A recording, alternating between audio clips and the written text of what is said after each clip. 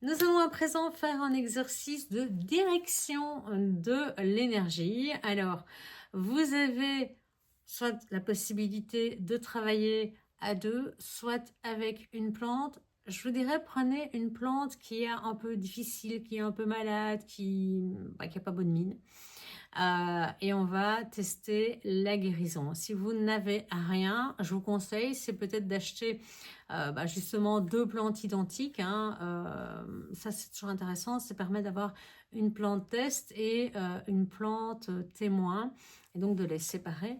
Donc ça vaut la peine d'être fait pour pouvoir voir vos résultats. Alors, vous allez venir faire la sphère. Je vous renvoie à l'exercice précédent si vous ne vous souvenez plus, donc pensez bien à frotter vos mains avant. Et cette sphère, vous allez venir vous mettre au niveau du plexus, d'accord? Et vous allez tourner les mains très légèrement dans le sens de l'envoi, le fameux Kamehameha dont on a parlé, de Sangoku, qui n'est pas un Kamehameha, mais vous allez venir le projeter vers la plante. Lorsque vous le projetez vers la plante, vous voyez un rayon dirigé vers cette plante. Alors, bien entendu, si vous faites ça, c'est plus compliqué. Le geste est moins lisible. C'est pour ça qu'on tourne, parce que vraiment, ça devient presque un inconscient collectif où on envoie. Alors que quand on fait ça, on a tendance à vouloir écarter les mains. Comme ça, on garde les mains bien centrées l'une l'autre. Alors, vous m'excuserez pour mes doigts, je viens de faire la peinture. Je viens de faire 2 toiles. Donc, j'ai pas encore fait mes mains, mais j'ai juste changé de pull. Je ferai ma touche après. Voilà, comme ça, vous savez tout. Donc, les mains vont rester l'une près de l'autre, alors que comme ça, on va avoir tendance, et le geste est moins fluide. D'où on change cette position. Vous me direz, oui, mais moi, je me sens plus à l'aise parce que la plante, elle est peut-être en hauteur ou elle va descendre, si c'est une plante pendante. La forme ne me convient pas. Ok, lancez-la comme ça. Rien ne vous empêche après de venir tourner l'énergie autour de la plante. Ok. Ce que je vous demande ici, c'est de faire une plante soit malade, énergie de guérison. Donc, vous venez chercher l'énergie de guérison dans vos mains. En fait, comment on va chercher l'énergie de guérison? C'est au moment où vous faites ici l'intention, le plexus, au moment où vous le ramenez avant. Donc, vous l'avez bien condensée, elle est parfaite, elle est bien dure.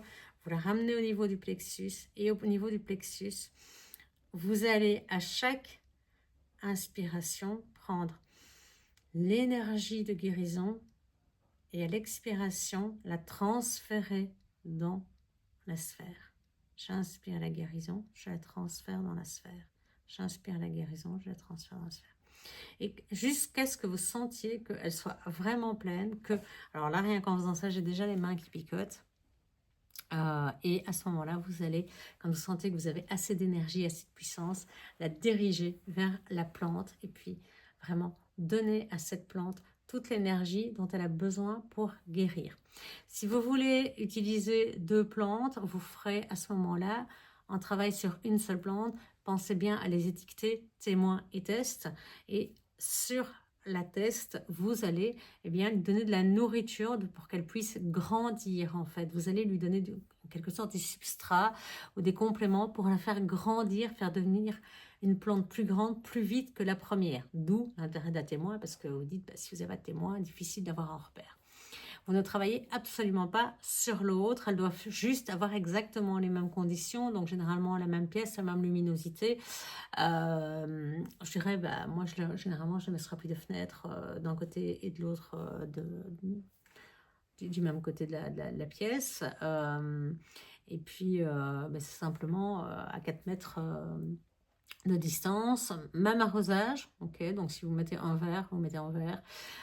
Faut pas que les conditions changent, bien entendu, ça c'est important. Et donc lancez bien cette énergie et déchargez bien jusqu'à ce que vous sentiez que vos mains sont vides.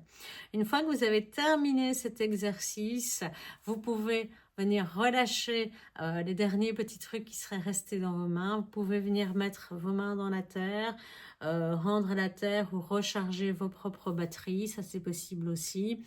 Je vous conseille toujours de boire un verre d'eau après cet exercice-là et après la plupart des exercices. De toute façon, boire de l'eau pendant 24 à 48 heures pour diffuser et pour enlever les toxines, c'est toujours bon à faire. Voilà pour ce petit exercice, pas compliqué. Et je vous en explique un dernier si vous avez envie de tester. Prochaine vidéo.